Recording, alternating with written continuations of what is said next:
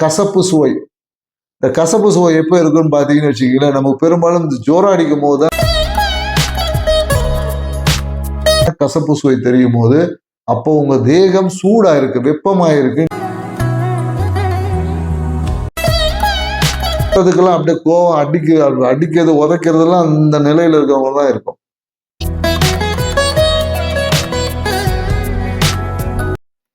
அனைவருக்கும் வணக்கம். நான் உங்கள் மோசஸ் எல்பி ஜோதிடர், சென்னை. உயிரான ஈசனை முன்னிறுத்தி அவனர்களாலே வந்தான் வணங்கி இன்னைக்கு ஏற்கனவே இந்த சாமுத்திரிகா லட்சணம் அப்படின்னு சொல்லிட்டு ஏற்கனவே நம்ம வீடியோ போட்டிருக்கோம்.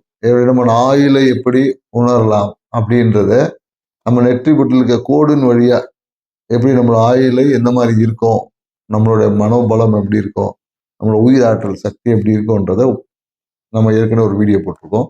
இன்னைக்கு அதை தொடர்ந்து தான் இந்த வீடியோ.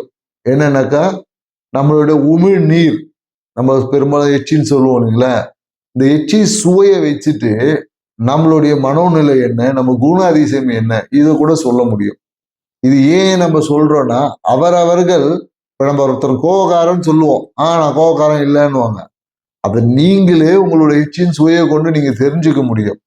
இப்போ என்னன்னாக்கா, இந்த பெரும்பாலும் பார்த்தீங்கன்னா இந்த எச்சில்ல கசப்பு சுவை, இந்த கசப்பு சுவை எப்போ இருக்குன்னு பார்த்தீங்கன்னு வச்சுக்கீங்களேன், நமக்கு பெரும்பாலும் இந்த ஜோரம் அடிக்கும் போது தான் நம்ம கசப்பு சுவை இருக்கும்.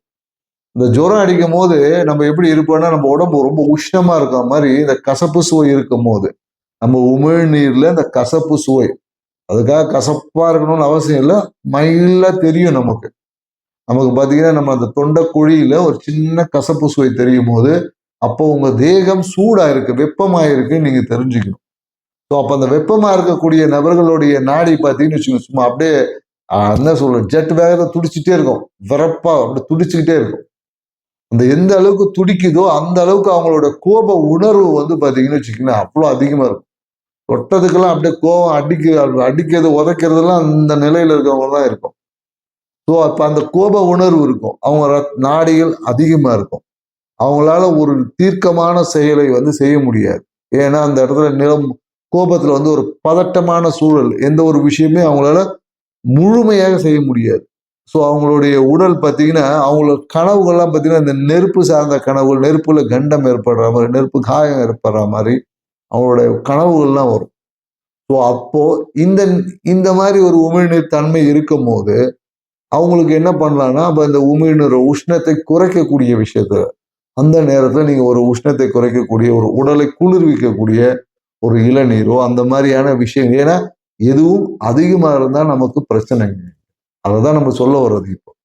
அப்போ அதை நீங்க செய்யும் போது உங்களுக்கு அந்த உஷ்ணம் என்பது தணிக்கப்பட்டு நம்மளுக்கு அந்த சீரா நம்ம செயலை நேர்த்தியாகவும் சிறப்பாக செய்வதற்கு நமக்கு சாதகமா இருக்கும். ஏன்னா உங்களுடைய அந்த அந்த உஷ்ணம் என்பது ரத்தம் ஃபுல்லாவே உஷ்ணம், வேகமா செயல்படும், அந்த பொறுமை இருக்காது, கோப உணர்வு இருக்கும், ஏதாவது ஒண்ணுன்னா வேகமா அடிச்சு உடைக்கிறது. தேகம் பார்த்தீங்கன்னா ரொம்ப மெலிஞ்சு காணப்படும், ரொம்ப குண்டான தேகம்லாம் பெரும்பாலும் இருக்காது. எப்போதும் உஷ்ண தேகம் இருக்கிறவங்களுக்கு பார்த்தீங்கன்னா தேகம் ரொம்ப பருத்து காணப்படாது. இன்னொன்று எதை செய்தாலும் அவங்களுக்கு ஒரு திருப்தியற்ற நிலையில தான் இருப்பாங்க. இப்போ சாட்டிஸ்ஃபேக்ஷனே அவங்க அவ்வளோ சீக்கிரம் வராது. ஸோ அதனால உடம்பை நீங்க குளிர்க்கும் போது, கொஞ்சம் குளிர்விச்சுக்கும் போது இந்த கேரக்டர்ஸ் அப்படியே மாறும். ஏன்னா உங்களை கோவக்காரங்கன்னு யாராவது சொன்னாங்கன்னா, நீங்க உங்க உடம்பை குளிர்விக்கும் போது உங்களோட நல்லவன் அதே வாய் சொல்லும். ஸோ அதே போல அதனால உங்க வீட்டில் உள்ள நபர்கள் யாராவது இந்த மாதிரி ஒரு குண அதிசயத்தில் இருந்தாங்கன்னா அவங்களை குளிர்விக்கும் போது அவங்களுக்கு கூட நல்ல உணர்வுகள், அவங்களோட அந்த குட் கேரக்டரிஸ்டிக் எல்லாம் வெளிப்படும். ஸோ நீங்களும் அந்த மாதிரி இருந்தீங்க அப்படின்னீங்கன்னா எங்களுக்கு சும்மா ஒரு ஹாய்ன்னு சொல்ற ஒரு மெசேஜை எங்க கமெண்ட் பாக்ஸ்ல போடுங்க. உங்க உடம்பை குளிர்விச்சுக்கோங்க, உங்க வாழ்க்கையை சிறப்பாக வச்சுக்கோங்க. இப்போ நம்ம பார்த்தீங்கன்னா அந்த கசப்பான உமிழ்நீருக்கு சுவையை பற்றி பார்த்தோம். அடுத்து நம்ம பார்க்க போகிறது என்னன்னாக்கா புளிப்பு. அதை அடுத்த காணொலியில் பார்ப்போம். அதுவரை காத்திருங்க. அது வரையும் எங்கள் சேனலை சப்ஸ்கிரைப் பண்ணுங்க. உங்களுக்கு பிடிச்சிருந்தா நண்பர்கள் பகிருங்க. அடுத்த காணொலியில் புளிப்பு சுவை நாக்கில் தென்பட்டா எப்படி இருக்கும் உணவை சந்திப்போம். நன்றி, வணக்கம்.